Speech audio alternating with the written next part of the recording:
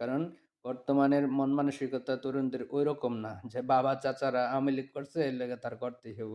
বাপ চাচারা এই ইলিয়াস হোসেনরে পছন্দ করছে আপনারে করতেই হইব। না, তাদের একটা স্বাধীনচেতা মনোভাব চলে আসছে। তারা নিজেই ডিসিশন নিতে পারে কি করবে দেশের জন্য। নিজের জীবনটা দিয়ে দিতে পারে যে ব্যক্তি, যেই ছেলেরা, সেই তরুণ-তরুণীরা ওই একজনের বয়ান শুইনা এ এক জায়গায় স্থির থাকবে না। আপনি যে বয়ানটা দিতেছেন তার বিপরীতে আরেকজন বয়ান দিলে সেটা যৌক্তিক মনে করলে সেটাই গ্রহণ করবে বর্তমান জনগণের এই তরুণ প্রজন্ম। ইলিয়াস, ইলিয়াস হোসেন ভাই আপনি ভালো হয়ে যান। আপনি একজন ভালো সাংবাদিক এটা আমরা মানি। কিন্তু আপনার এই অশান্ত এবং অস্থির চিত্ততা আমাদের জেনজিদেরকে দ্বিধা বিভক্ত করে ফেলতেছে। আপনি একটু শান্ত হন। এর আগে বলে নিই যে এই বিপ্লবের পরে আমাদের কি পরিবর্তন সাধিত হয়েছে। শেখ হাসিনার পলায়নের আগে বাংলাদেশের শেখ হাসিনা বিরোধী এবং আওয়ামী বিরোধী জনগণরা মনে করত যে শেখ হাসিনার বিকল্প মানেই বিএনপি বা জামাত। জামাত তো নয়ই, বিএনপি, তাই না? কিন্তু এই জেনজির ঘটনার পরে, এই বিপ্লবের পরে সিচুয়েশনটা এমন এক পর্যায়ে চলে এসেছে এবং তরুণদের মনে এমন একটা স্বাধীনচেতা ভাব বিরাজ করতেছে যে তারা আসলে কাকে যে ভোট দেবে তার কোনো ঠাঁই ঠিকানা নাই। এটা কিন্তু আমাদের কাছে একটা বড় প্রাপ্তি। কারণ নৈর্ব্যক্তিক চিন্তা সবার ভিতরে একটা নতুন সম্ভাবনায় তৈরি করে দিয়েছে। আজকে আমি যে এই মধ্য বয়সেরও উপরে সময় পার করে ফেলছি।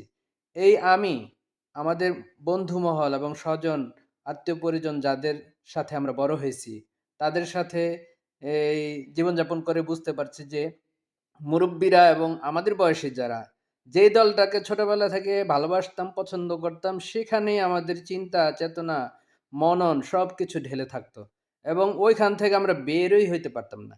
কিন্তু এই বিপ্লবের পরে নিজেকে দিয়ে চিন্তা করি, নিজেকে দিয়েই আমি বিশ্লেষণ করতে পারি যে আমার মনটা আর ওই পছন্দের কোনো দলের প্রতি নাই।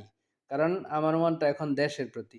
এই যে পরিপক্কতা, এই যে একটা নতুনত্ব, এই যে একটা পরিবর্তন, মানুষের মননের ভেতরের একটা পরিবর্তন।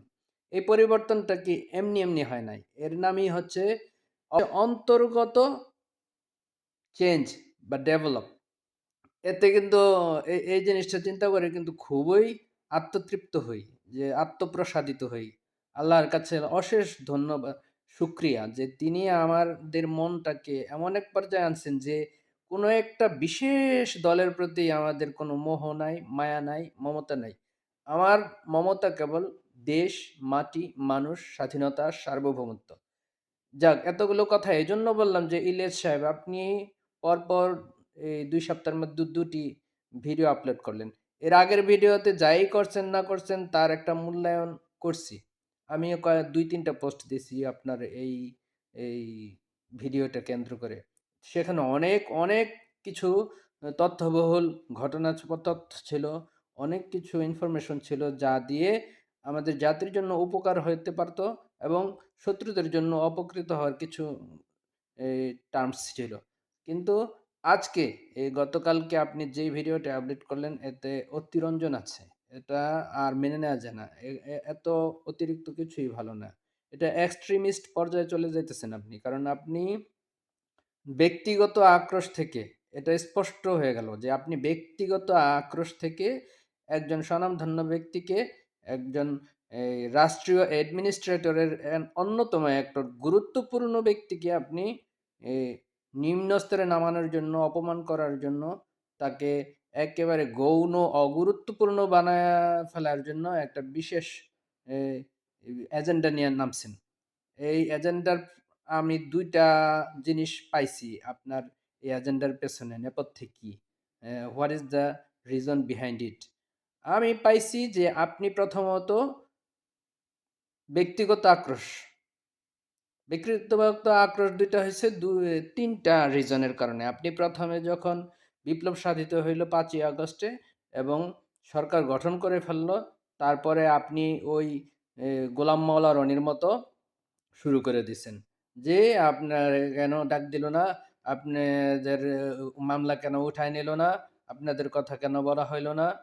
এগুলা কিন্তু ঠিক করতেছেন না। আপনি তখন থেকে এই অভিযোগটি করে আসতেছিলেন এবং তখনকার ভিডিওগুলোতে আমরা পাইছি যে আপনি কিন্তু বলছিলেন যে আপনি আর এই অন্তত ২-৩ বছরের মধ্যে এমনিতেও দেশে আসার কোনো চিন্তা নাই। আচ্ছা যাই হোক, এই সিচুয়েশন এর মধ্যে এই ক্রাইসিস কালে কে কার দিকে তাকায় আছে?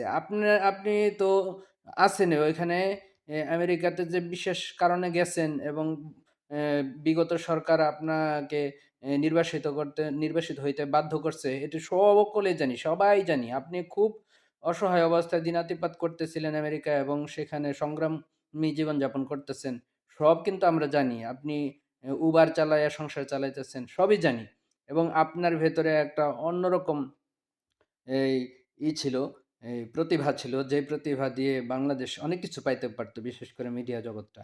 কিন্তু আপনি আমাদেরও আফসোস, আপনারও আফসোস যে দেশকে কিছু দিতে পারতেছেন না। কিন্তু তারপরও দূর থেকে যা দিছিলেন তাতে কিন্তু আমরা সন্তুষ্ট ছিলাম এবং তরুণ প্রজন্ম আপনাকে একটা মডেল হিসেবে নিছিল। কিন্তু আপনি সেই দুর্বলতাকে ব্যবহার করে আপনি চাইছিলেন যে যাতে বর্তমান সরকারটা আপনাকে একটু সম্মান-টম্মান দেক, আপনাকে দেশে আইনা একটু মামলা মোকদ্দমা উঠাইনা কোনো একটা পদে বসাক। হয়তো উপদেষ্টা মণ্ডলীতে না বসাইলেও কোনো একটা চ্যানেল টিভিতে বা কোনো একটা মিডিয়ার উচ্চ স্তরে আপনাকে বসাক। এরকম একটা আ আ আশ্বাস আশ্বস্ত হয়েছিলেন। মনে হয়েছিল যে আপনারা এরকম কিছু আকাঙ্ক্ষা করেন। আমরা আপনাদের কথাবার্তায় বক্তব্যে তা বুঝতে পারছি। কিন্তু সেটা হয় নাই হয়তো। যেকোনো কারণেই হয় নাই, বুঝলাম। এই একটা আপনার অভিযোগ। গেল এটা। ২য় অভিযোগ হচ্ছে আপনি 'প্রথম আলোকে' নিঃশেষ করতে চাইছেন। এটাও আপনার যৌক্তিক কারণ আছে। আপনি যে বিষয়গুলো আমাদেরকে বুঝাইছেন যে 'প্রথম আলো' এই সমস্যা করছে, এই করছে। বিগত ফ্যাসিস্ট সরকারকে মূলত 'প্রথম আলোই' বসাইছে, 'প্রথম আলোই' স্থায়িত্ব করছে। সবকিছুই জানি, সবকিছু বুঝছি এবং আপনাকে বিশ্বাসও করছি। এরপরে আপনারা কি করলেন? ওই সরকার কোন ব্যবস্থা 'প্রথম আলোর' বিরুদ্ধে নিল না। ডেইলি স্টারের বিরুদ্ধে নিল না। তারপরে আপনারা করলেন কি? এই জাফায়াত করলেন। গরু জবাই কইরা যে একটা প্রতীকী আন্দোলন করলেন যাতে 'প্রথম আলোকে' সবাই চেনে এবং 'প্রথম আলোর' ব্যাপারে সরকার হার্ড লাইনে যায়। যাতে 'প্রথম আলোকে' নামায়া দেয় বা বন্ধ করে দেয় আমার দেশের মতো। কিন্তু এটা আপনি কি করে একজন মিডিয়া কর্মী হয়ে, একজন সাংবাদিক হয়ে কি করে আশা করতে পারেন যে একই আচরণ ফ্যাসিস্টরা অ্যা স এই শেখ মুজিবুর রহমান এবং তার মেয়ে এই মিডিয়া এবং সাংবাদিক জগৎকে যেভাবে হয়রানি করছে, যেভাবে নিপীড়ন করছে, এই একই পদ্ধতিতে একটা পত্রিকাকে নামায় দিতে হবে বা ওই পত্রিকা বন্ধ করে দিতে, ব্যান করে দিতে হবে। এই দাবি আপনি কিভাবে করেন? এটা তো আমরা যে আমরা যে এত কম বুঝি, আমরাও তো মনে করি না যে এটা ঠিক হবে। অন্তত এই ক্রাইসিস কাল মুহূর্তে। সময় হবে যখন আস্তে, আস্তে হবে। অথবা আপনার যোগ্যতা তো আছেই। আপনারা আরেকটা পত্রিকা নামাবেন এবং আদর্শিকভাবে ওই পত্রিকাকে আপনারা ফেস করবেন এবং আদর্শিকভাবে ওই পত্রিকাকে নিঃশেষ করে দিবেন। এটা কি সম্ভব? এটা কিন্তু সম্ভব। অলরেডি আমার দেশ চলে আসতেছে। ওটাই ছিল উত্তম পন্থা। কিন্তু আপনি চাইতেছিলেন যে সরকারের মাধ্যমে যেমনি হোক 'প্রথম আলো' নামায় দিতে। 'প্রথম আলোকে' কেন? বর্তমানে যদি 'সংগ্রাম' পত্রিকাকেও দৈনিক এই 'যুগান্তর' বা 'ভোরের কাগজ' অথবা ধরেন ৭১ টিভি এগুলারও করা যাবে না। কখনো না। এটা কোনমতেই ঠিক না। আপনি কেন এই দাবিগুলা করছেন? আচ্ছা যাক, এই দাবি তো কখনোই ধর্তব্যে টিকে নাই। এটা সম্ভবও না। এটা করতে পারে নাই সরকার, করে নাই। ব্যাস হয়ে গেল। আপনি এরপরে লাগলেন এই আসিফ নজরুলের পেছনে। কারণ আপনি জানেন যে এটা ইচ্ছা করলে আসিফ নজরুল করতে পারত। ইচ্ছা করলে আপনারা ডাইকা এনে দেশে আনতে পারত, আপনারা ভালো একটা পর্যায়ে দিতে পারত, দেয় নাই। এ সবকিছুই ঠিক আছে, আমরা তাও জানি।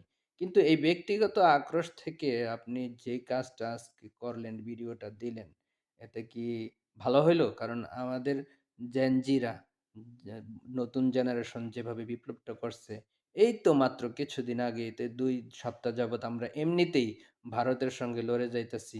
মনস্তাত্ত্বিক দিক দিয়ে, তারপরে সার্বভৌমত্বের দিক দিয়ে, পররাষ্ট্রনীতি দিয়ে, এমনকি ওদের মিডিয়া জগতে যে ধরনের প্রপাগান্ডা চলতেছে তার বিরুদ্ধে দাঁড়িয়ে এই শফিকুল আলম প্রেস সচিব শফিকুল আলম, এদিক দিয়ে আসিফ নজরুল, ওইদিক দিয়ে গোলাম মুর্তুজা, উনারা তো ভালো, ভালো ব্রিফিং দিতেছিলেন ভারত বিরোধী এবং তাদের কথা অনুসারেই বরং ২ দিন আগে যে ইন্ডিয়া থেকে এই পররাষ্ট্র সচিব এসে গেল, তাকে ভালো করে তুলোধুনে দেওয়া হইছে এবং তলব করা হয়েছে এই ১ম বারের মতো।